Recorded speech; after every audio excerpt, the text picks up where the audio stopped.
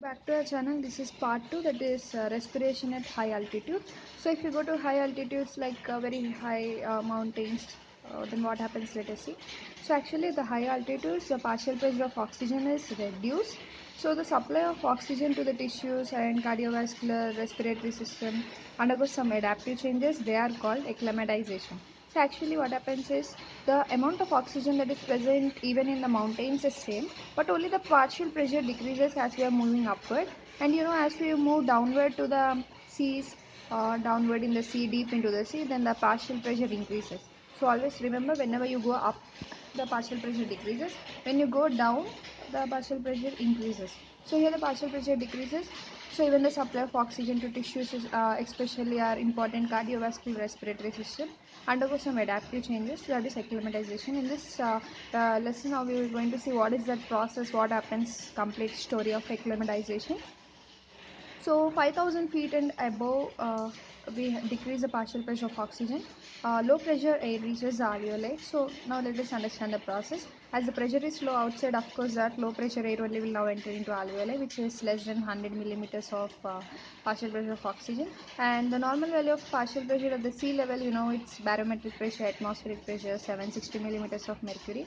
That is nothing but the 21% is excreted by oxygen, and 159 millimeters of mercury is the partial pressure of oxygen at the sea level. So actually that is in alveoli. In alveoli, as it gets humidified. Already we discussed all this in our respiratory physiology properly. So as it gets humidified, it becomes 160 at alveoli, and when air reaching the respiratory system, the water vapors are added. So that water vapor pressure is also, we know, 47 millimeters of mercury. So at the sea level, 140 millimeter bronchioles partial pressure. What? Yeah, actually the partial pressure of oxygen in bronchioles will be like 147 millimeters of mercury, whereas by reaching the alveoli it becomes 100 at the sea level. So you can see outside it's like around 160, but as coming to inside it has become 140 because of humidification, and later in alveoli finally it has become 100. So at high altitudes, oxygen is less than 159, and in alveoli it is less than 100 or 60 millimeters of mercury. So actually in alveoli it should be 100. So now all these values are changing. So this till now what we have discussed, these are the normal values in normal atmosphere. But at the higher altitudes, you can see the oxygen which is coming to the alveoli is decreased, and even the atmospheric oxygen is okay, but only the pressure, as the pressure is decreased, they all are decreased coming to alveoli, and it has become to 60 millimeters of mercury. And hemoglobin is only 80% saturation. Before, it's like 95% saturated, but here only 80% saturation in arterial blood. And even the dissolved oxygen is also decreased. That is, dissolved oxygen is the partial pressure oxygen is also decreased. So the peripheral tissues, of course, as all airways, oxygen is decreased. Even the oxygen supply to the peripheral tissue is decreased supply, and this all lead to hypoxia. So hypoxia is what? Whenever the oxygen supply is decreased, it is called as hypoxia. And also initially hypoxemia. Hypoxemia means whenever in blood, if the oxygen is low, when we call it as hypoxemia. So in this person we will see initially hypoxemia, later we will also see hypoxia. So carotid and aortic body, already we discussed carotid aortic bodies. Remember, bodies are the peripheral chemoreceptors, whereas carotid sinus, those are baroreceptors. So here baroreceptors, for the blood pressure, whereas these are for the chemoreceptors, which are mainly concerned with the oxygen, these values. So these peripheral chemoreceptors are activated as oxygen is decreased less than 60. So mainly they are also stimulated by hypoxemia. So they give the sensory input by 9 and 10 glossopharyngeal nerve and vagus nerve, cranial nerves, right? So via carotid body, and 10 vagus nerve of aortic body.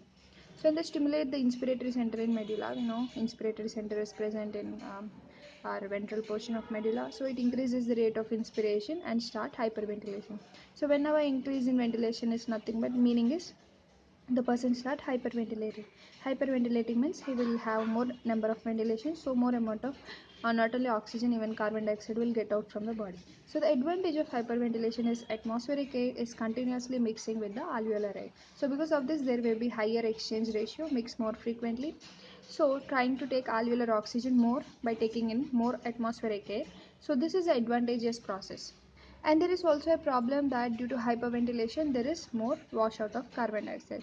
This we already know. This is like a disadvantage here because we are now trying to bring only oxygen inside, but in turn of in this process of bringing oxygen inside, our carbon dioxide is going out. So normally the partial pressure of carbon dioxide should be 40 in alveoli, of course in the arterial blood. But as atmospheric air now has low oxygen, so more carbon dioxide is thrown out, and partial pressure of carbon dioxide now will become 25 or 30. So you can see because of hyperventilation the values of carbon dioxide drop in the blood. So the blood reaching the yeah so the blood reaching the what is it the blood reaching the alveoli also have like 25 partial pressure. So there is inadvertent effect, which is unwanted effect, that is a negative part. So this is an actually we don't want this effect, we only want to bring oxygen more. But in this process of taking more oxygen, even the carbon dioxide is getting out more. So when partial pressure of carbon dioxide is very low in the central nervous system, then carbonic acid is decreased. Yeah, whenever carbon dioxide is low, carbonic acid will decrease, even the protons are decreased, because this carbon dioxide break down into bicarbonate, and next first into carbonic acid, next carbonic acid break down into bicarbonate and H plus ions. So as carbon dioxide is only decreased, even carbonic acid, hydrogen ions all are decreased, which are stimulants for the central chemoreceptors. So now they get inhibited. So till now you can see whenever you go into higher atmosphere, first the peripheral chemoreceptors will get initiated and leading to hyperventilation. In this process of hyperventilation, more carbon dioxide is getting out from the body, that is in turn leading to inhibition of chemoreceptor. So you can say like it's indirectly because of stimulation of peripheral chemoreceptor, now the central chemoreceptor is inhibited. Now you can give a statement like peripheral chemoreceptor is inhibiting the central chemoreceptor in the case of when you're going into the higher altitudes. So next let us see hypocapnia. So hypocapnia, why hypocapnia? Hypocapnia means low carbon dioxide. Now as carbon dioxide is lost from air, so now amount of carbon dioxide is decreased in the central nervous system. Then of course carbonic acid is decreased. Yeah, there we are. Yeah. Hypercapnia inhibits the inspiratory system and hypoxemia of peripheral chemoreceptors, producing stimulatory effect. So you can say at the same time we can see both effects. We are seeing the stimulatory effect and also inhibition effect. From chemoreceptor side we are seeing the inhibition effect, because hypocapnia also inhibits the inspiratory system. At the same time, because of hypoxemia, peripheral chemoreceptors are still stimulating. So hypoxemia is having a opposing effect from the central hypocapnia inhibition. So the ventilation in high altitude increases only 1 or 1.5 times, but not 5 to 6 times more, which is not sufficient ventilation. So remember, because of this opposing effect, you can see one side the central chemoreceptors are inhibiting, one side the peripheral chemoreceptors are activating. So because of this opposing effect, only for the short time our ventilation rises, but later it may not. So in all fluids, blood and interstitial fluid, there is low partial pressure of carbon dioxide now. So this is producing less carbonic acid and low H plus ions in the fluids of body also. So they are forming alkalosis. Whenever hydrogen ions are very much more in our body, we call acidosis. Or whenever hydrogen ions are very low in our body, we call it as alkalosis. Alkalosis means all the hydrogen ions are very low in our body. So when respiratory system is becoming alkalosis, kidneys also come into the role by compensating the acid-base balance. So always remember, in an acid-base balance, our kidneys play a very important role, and the person should be acclimatize in this situation. So here the person will get acclimatized. Now how we will acclimatize? Acclimatization is adaptation. So first, whenever you go into high altitude, always remember your peripheral chemoreceptors will be activated, central chemoreceptors will be stopped, and you will have alkalosis, you will have hypocapnia. So these are all the features. So now how kidney, all this compensation, now how the acclimatization start, now let us see. So mainly the kidney play very role here, very major role in compensation. So kidney start removing the alkalis means like bicarbonates, all this kidney try to lose more of them in the urine. So first at normal stage, Normally bicarbonate freely filter from the glomeruli, and this is normal physiology.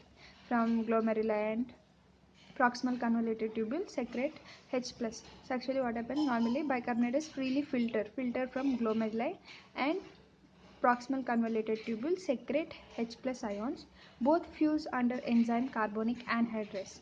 So from glomeruli and PCT, from glomeruli bicarbonate is coming, from PCT H plus ion is coming. So bicarbonate plus H plus ion get fused in the presence of carbonic anhydrase enzyme and form of course our carbonic acid. So now this carbonic acid, it's always divided into water and carbon dioxide. So that carbon dioxide easily enters the proximal convoluted tubule again and inside the cell again. So again it can come back into the cell. So now this carbon dioxide inside our proximal convoluted tubule, it reacts with water and again it forms bicarbonate and H plus. But this bicarbonate, this again come out to the lumen and back to the blood. So actually this come out again to the lumen and back to the blood in normal process. But now what we will do is we try to eliminate this. So carbonic anhydrase are pH sensitive, they stop working, and PCT don't secrete hydrogen ions. So whenever pH sensitive, whenever any pH values are abnormal, then immediately carbonic anhydrase stops. Now you can see in this situation we are having alkalosis. Alkalosis means there are low hydrogen ions, means acidic nature is decreasing, means the pH value may increase. So as the pH value is increased, this carbonic anhydrase may stop. So because of this stopping, even the proximal convoluted tubule now cannot secrete hydrogen ion. As now proximal convoluted tubule can't secrete hydrogen ion, you can understand this all reaction will not take and directly the bicarbonate will be released in the urine. So the filtered bicarbonate can't bind with the H plus, so they start passing out in the urine. So this is the main mechanism, very important mechanism. So by this mechanism only we are able to acclimatize, adapt to that high atmosphere.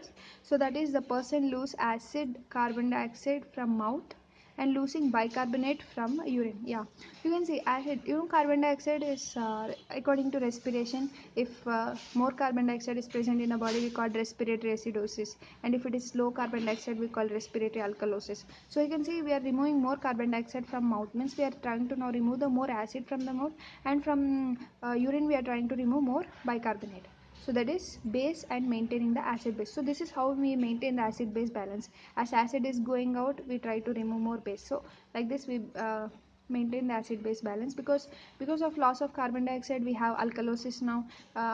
Already if bicarbonate will secrete more, then it is beneficial. Otherwise if it reabsorbs, if bicarbonate reabsorbs more, again in the blood the bicarbonate level will increase. Already we are having alkalosis, so that may lead to danger. So this is how kidneys do a balance.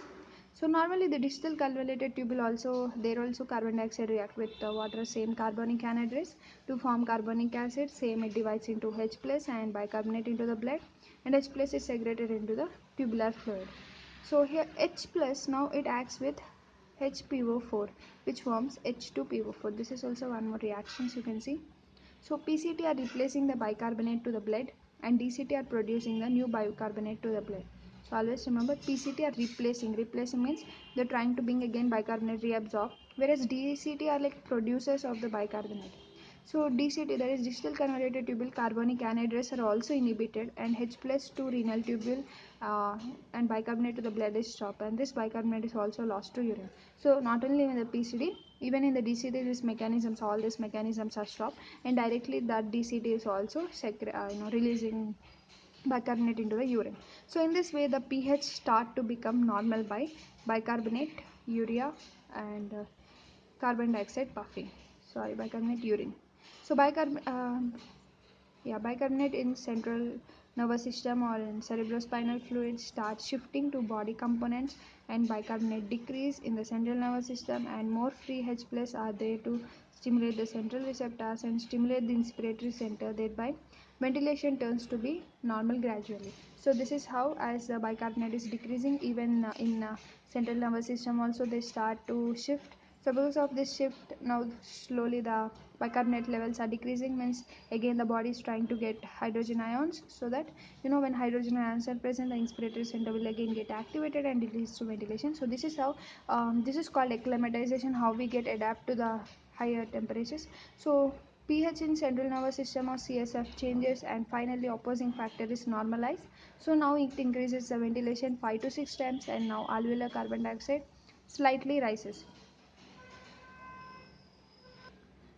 And now, yeah, and hypoxemia, peripheral chemoreceptor stimulatory effect. So now this all are like only stimulatory effects are present now. Alkalosis, H plus are opposing or inhibitive effect, these are deleted now because of this compensation. And also some people who are going to higher altitudes can take these tablets with them, like acetazolamide, which is carbonic anhydrase inhibitor. So now by this you can understand the process. If we inhibit the carbonic anhydrase, what happens? More bicarbonate comes into the urine. If more bicarbonate comes in the urine, it will be more easier. Actually our body only does it naturally.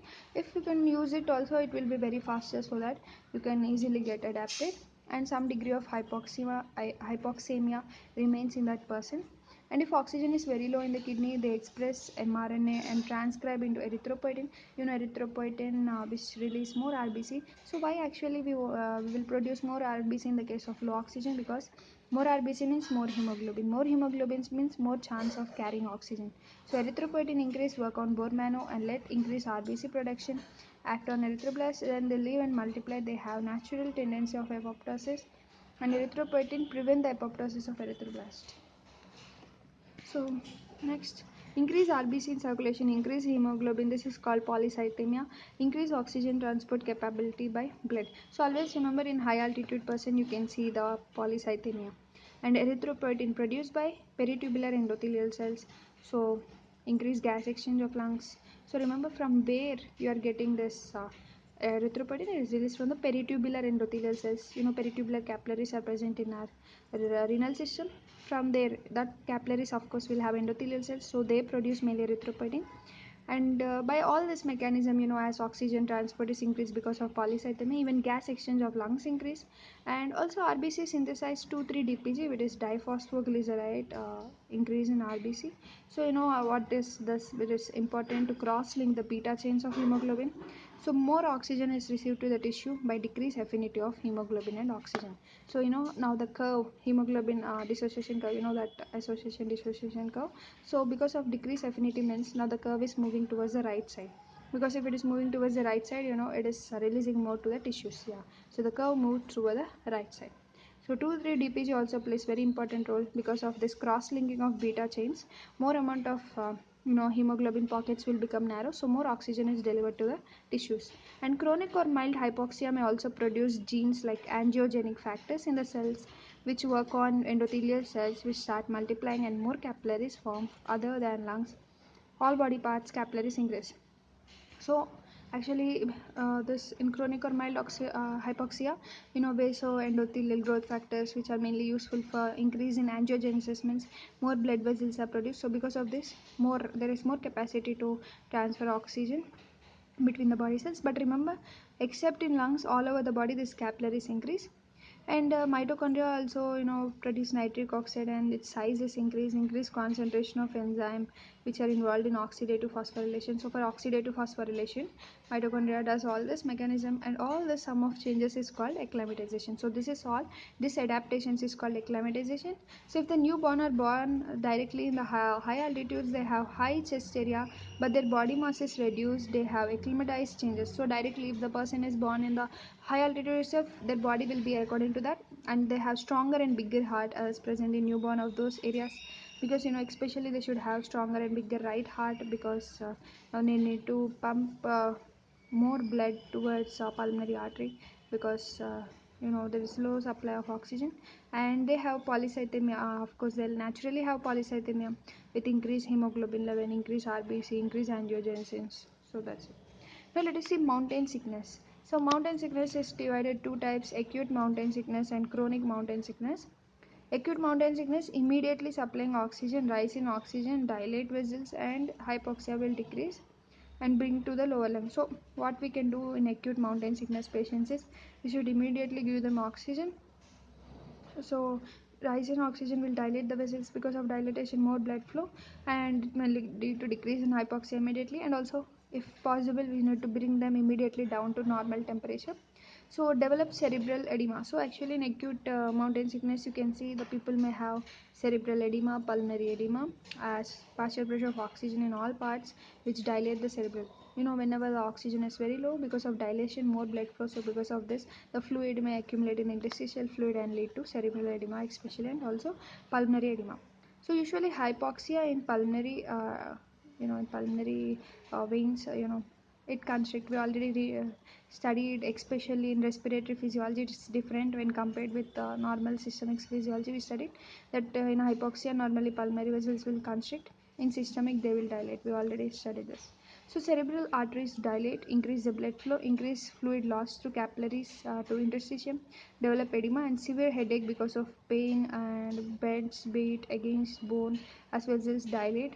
They behave like a drunken person and increase intracranial pressure, decrease pulse rate, increase blood pressure, pupil edema, optic disc large and ill-defined margins. So like actually why this mountain sickness will come if the people are not able to acclimatize. Before we have studied already the acclimatize adaptation. So if some people are there like they're not able to adapt, then kind of people will see this acute and chronic mountain sickness, and even medulla may herniate down and may lead to death.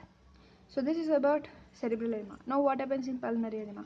In pulmonary edema there is decreased alveolar partial pressure, so vessels constrict here, so that you need to mainly focus on, because in pulmonary side they will constrict, in systemic side they will dilate. So blood flow is decreased, all vessels constrict varies, some may constrict more.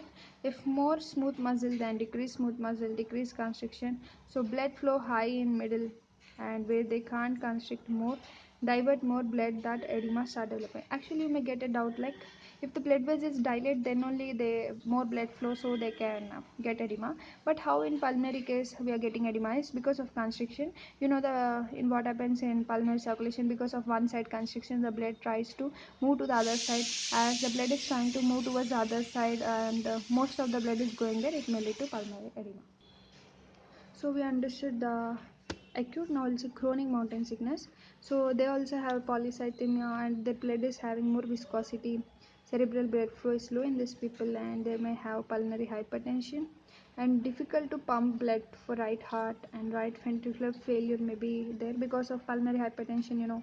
Whenever more blood pressure, it is hard for our right heart to pump against this pulmonary artery. And systemic circulation dilates the arterial, blood pressure is decreased. It may also lead to hypertension and less oxygen.